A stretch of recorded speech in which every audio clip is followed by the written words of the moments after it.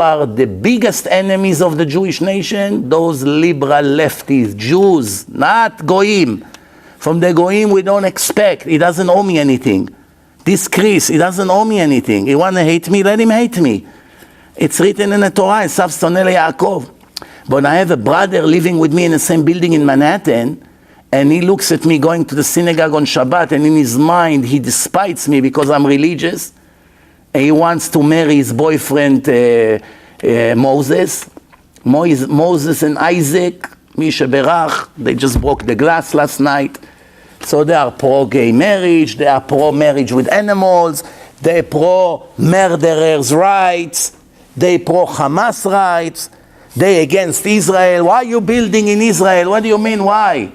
Israel belongs to who? We are the only nation in a history that has a divine document that Israel belongs to us. There is no country in the world that can prove that the country that they live in belongs to them. Definitely not America. That everybody knows that they stole it from the Indians. It's not a secret, they're not denying it. They gave them few casinos in Connecticut and few rights, and they vanished them. In a generation or two, you won't even remember there used to be Indians here. Now they still have some survivors. They're gone. They stole their land. Look at this beautiful, huge country, all the way to Mexico, to here. It was all, I don't know how many millions of Indians were here. They took their land and kicked them out. And they preach to us, these liberals here in politics, they preach to us, how did you dare to take the land from the Palestinians, knowing there was never in a history a Palestinian nation. Never. They never had an army, they never had a flag, they never had an anthem, they never had a state, they never had a Palestinian army, they never had a representative in the United Nations. Check 100 years ago picture from Israel, right there around their mosque, there was no Arab homes, bichlal. It was all nothing. Nothing over there, by the grave of Rachel in Hebron, in Ma'arat HaMachpelah. There was nothing there, it was all desert. There was never a Palestinian state. It's a bunch of Arabs from different countries that all of a sudden the Arab world decided to turn them into a nation. You can go and check what I told you. Go and Google it, go check the history. The Palestinians, a lot of their names is El-Masri, El-This. Why? Because from Egypt, he came from Syria, this one came from Lebanon, this one came from Saudi. From Jordan, many of them came. There was never in a history, 2,000 years since the temple was destroyed, that the Jews went on and off to Israel, in and out. Here and there was always Arabs in Israel. Not one time they had a nation there. There was never a Palestinian nation. Please don't make mistakes between Palestinians and Philistines. It's two different nations. They call themselves after Philistines. Philistines is a different nation, Plishtim, in the time of Samson and Delilah. It has nothing to do with Arabs. These Palestinian Arabs never had a nation. Who turned them into a nation? The liberal Jews. They fight for them all over the world, in London, in universities. Someone sent me yesterday or the day before a video of the new mayor of London, Muslim. I thought to myself, Muslim, not every Muslim is radical and fanatic and a murderer. Some of them are decent, nice people that want peace, right? He sent me a speech. After 2 minutes, I shut it. I couldn't listen to him. He was speaking like the head of the Hamas. Why he became the mayor of London? Do you know how many Jews live in London? They have the power in politics. The Jews vote for him. You know why? To punish the labor. Because every other member of the labor, they're all Nazis, anti-Semites. They say Hitler was a Zionist. Just a week ago. They already kicked out of their party many of the anti-Semites. They fired them. The Jews went against them and they put a Muslim mayor in London. If it's smart or not, I think it's stupid. Better these famous anti-Semites that constantly speak against Israel than to put someone that in his speech promote terrorism and speak for the Islam taking over the world. You have to see this video they send me, how they put somebody like this as a mayor of London. But please make no mistake, in 10, 20 years, all the mayors of Europe will be terrorists, All of them will be some kind of link to some kind of terrorist organization. Islam took over Europe. It's not a question of yes or no. It's done already. They took over Paris, they're taking over England, they take off Denmark, they take off other countries. England not so bad yet. England is the only country that is not so bad right now. I suggest you go to London to see what's happening. And Belgium also, and basically everywhere. And you know what Gaddafi once said? Gaddafi said what I also say in one of the lectures, very simple. He said, why we have to fight with the Europeans and America and the Jews? We don't really have to fight. Brothers, put down your weapon. Gaddafi said, he became a tzaddik. What was his next sentence? We'll fight them with birth. Just continue to produce babies. That's it. They have 1 or 2 kids, and we have 8, 9, 10. 1 or 2 generations, we occupy the world. That's exactly what's happening. Not only they occupying the world as it is, because of the quantity, the Jews run to give them power, the liberal Jews thinking that by being nice to them, they'll have mercy on us.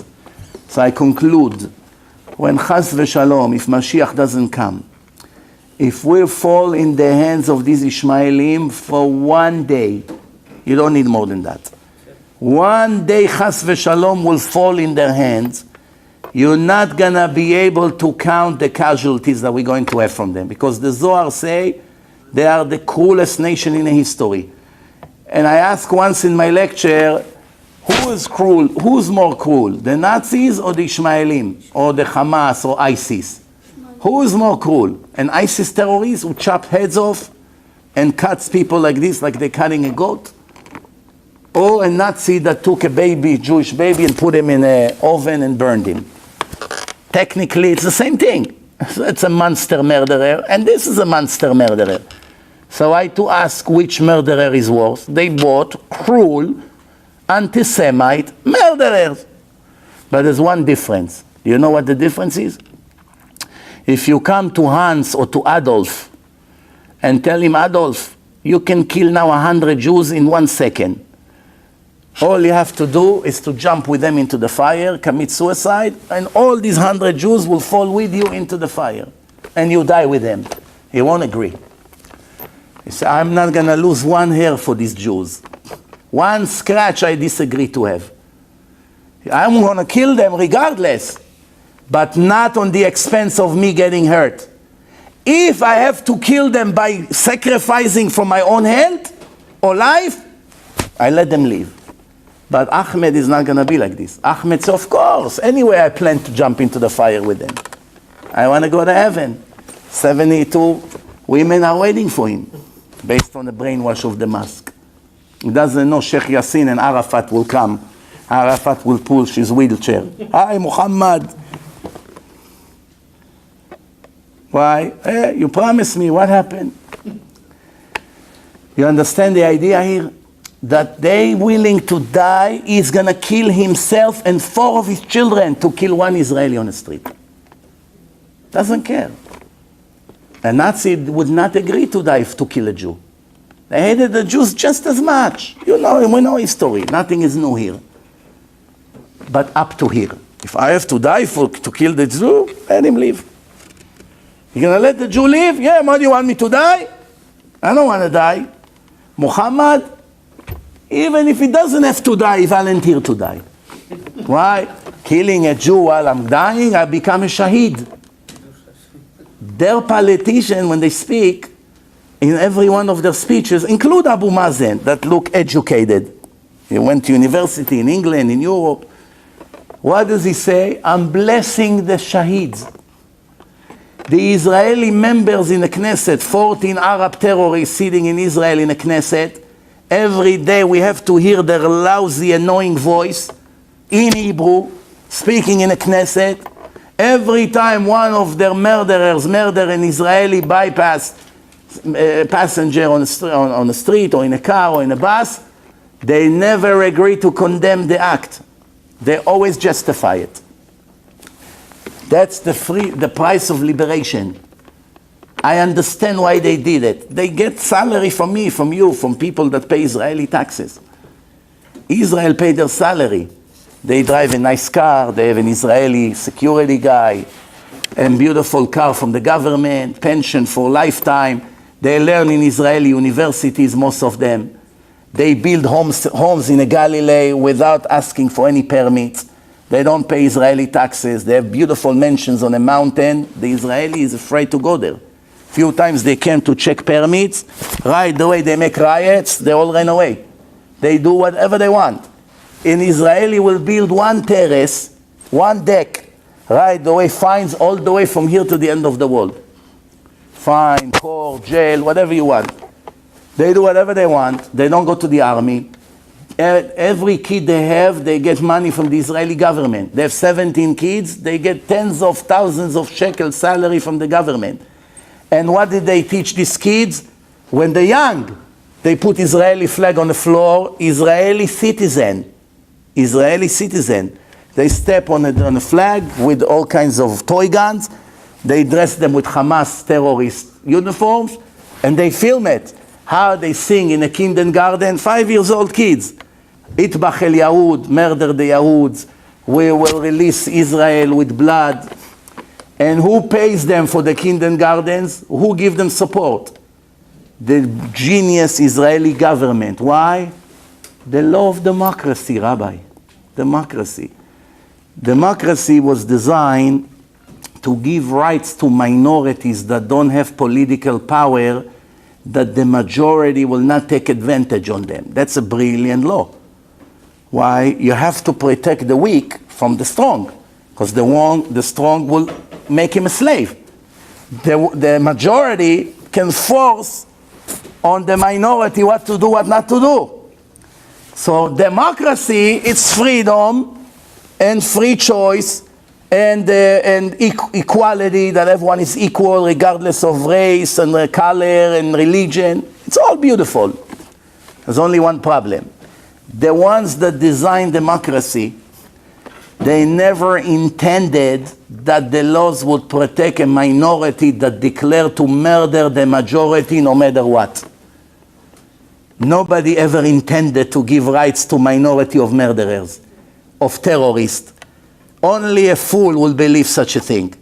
We come to help you not to be destroyed by us because we are the majority, and you take our helps to take and stab us in our back, and you expect to get more rights? Only in stupid. Even in America, if the Arabs would put American flags in Manhattan or in kindergarten here in New York with American flags and burn it and fight, and they put it on YouTube, what would happen? The FBI would be there 2 minutes later. The place will be closed. If they ever got money from the government, not only they won't get, they will charge them double for everything they ever got, and they put all of them 30 years in jail. And in Israel, they'll double their income in the name of freedom. Why? They have 14 terrorists represent them in Israeli Knesset. Do you understand? Bottom line, future we don't have. We don't have unity among us. The secular people are making more and more laws against religion. Baruch Hashem, there's Baalei Tshuva, but there's a lot of religious people go off the derech. Future we don't have. There's only one thing can save us, is Mashiach.